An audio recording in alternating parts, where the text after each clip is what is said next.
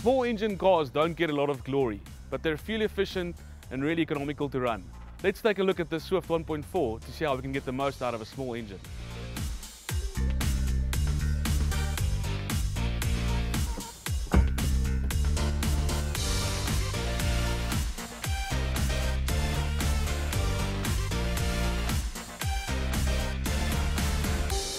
There's absolutely nothing wrong with revving a small engine.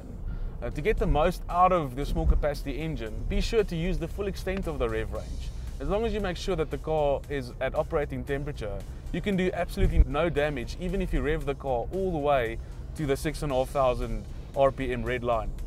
You can compare it to race car drivers. When they're on a track, they're using every single gear to its full extent. So they're revving the car all the way up to the red line before they change gear.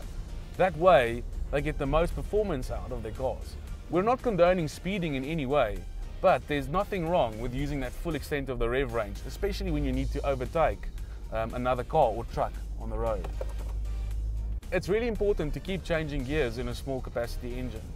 Laboring your car in high gear at low speeds can actually do a lot of damage to the engine internals. So don't be afraid to change gears, and when you're in a low gear at a low speed, change up as soon as possible and save on maintenance costs. Riding the clutch is actually a very bad habit when driving a car. Only put your foot on the clutch the moment you change gears, and take your foot off completely when you're not changing gears. Modern cars actually have micro switches on the clutch, so you might not think you're depressing it, but just having that little bit of pressure on the clutch can cause a lot of damage to your clutch over time. Suzuki have been making motorcycle engines for a very long time, and our motorcycle engines are actually well known for being very free revving. The same goes for our cars. So free revving engines make for a much more fun drive and gives you a lot better performance.